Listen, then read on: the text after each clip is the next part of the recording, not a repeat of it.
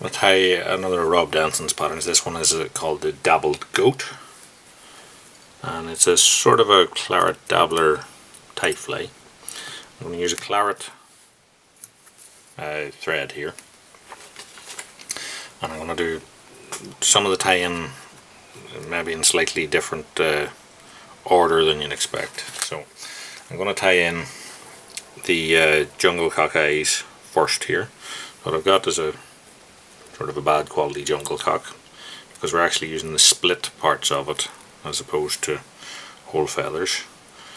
So if I separate out that I get two split pieces, I'm going to place them with the shiny side down and tie them up here just to behind the eye. So as you can see, they're sitting out like this. Then wrap back over the tag ends on. Now we're also going to tie in the dabbler type wing now in reverse, and on this fly the dabbler wing is to be both on top and underneath, so I'm going to sort of tie it in reverse hollow style now. So I'm going to take my this is a smallish bronze mallard feather, and I'm just going to pull the feathers out sideways, or all the fibres, sorry. That'll separate them out, but it'll also line up the tips, and I'm going to pull that off so I end up with this bunch about a centimetre or so wide. And again, I'm going to put it with this is the side that I want eventually to be the top of the wing, so I'm going to put it down, so the good side down, set it on top of the hook, and then bring my finger and thumb down on top of it, and that'll allow it to splay all around it. I measure it up for length, so I slide it backwards, and then I'm going to put a loose wrap on and then tie it in so it's forward, sitting forward like a funnel. Trim that off.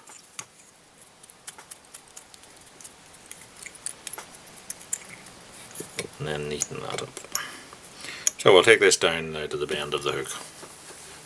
Tail in this fly calls for a straightened test, or straightened GP crest. Although I'm just going to use a kind of a flat one, because from classic salmon flies, if you change the shape of a crest by wetting it, drying it, whatever, the second you get it wet again, it just goes straight back to the shape it was in. So I'm choosing a golden pheasant head here where the feathers are fairly straight as it is. And if you look at the very back end of them, sometimes you'll get some very flat ones in the back here. So pull one of those out. Strip off the rubbish. And then I'm going to place that in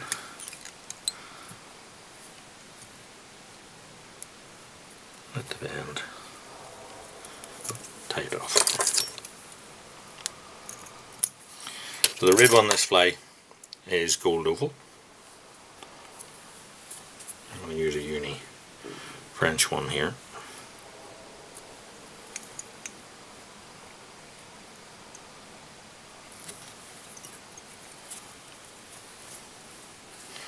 And the body calls for Macaire claret.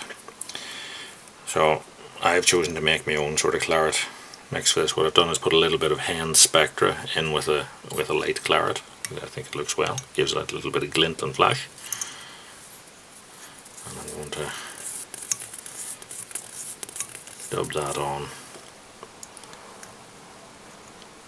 nice and fine.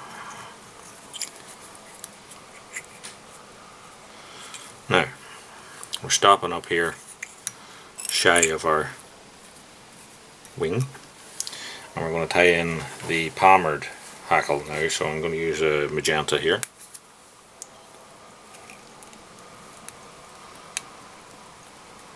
And we're ending up with a gap here. There's another hackle going to go in here.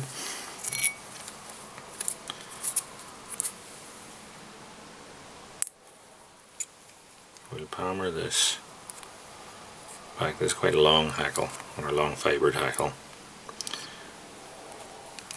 go back there, one turn here, maybe 2-3 turns to take it to the rear of the fly, then catch it in with our gold rib and bring the gold rib up through those hackles, 4 to 5 turns probably. Tie it in at the front and nick that off. So then I'm just going to give this a bit of a squeeze to get it back in position for me. And now what we're going to do is put in a couple of turns of like a teal blue dyed grizzle. So I'll look for one of those.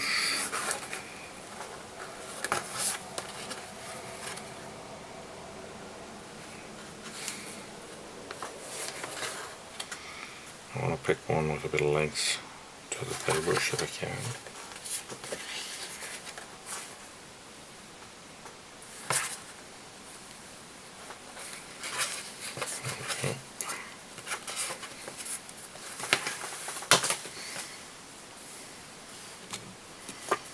I'm going to tie that in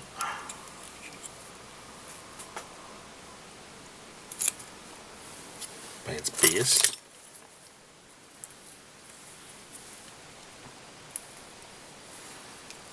I suppose you could use J here if you wanted and snapped it.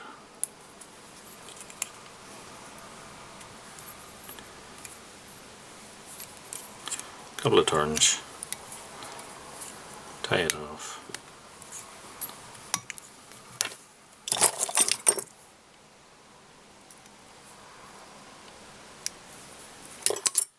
And then all this here is going to get folded back. Get our tying thread in front of it. And once I've it all held back in position, I'm then going to build a head which will keep it there. So you want it to be very splayed, you build a very small head, and if you want to get it to be more streamlined and sit back, build your head back further and further over that wing tie-in, and as you can see it'll fold it further back down for you. So we'll finish that off now and varnish it.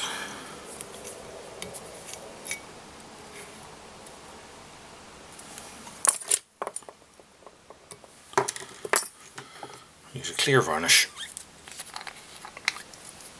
and that'll make that claret tie-in thread sort of light up and glow. Give you a lovely shiny head.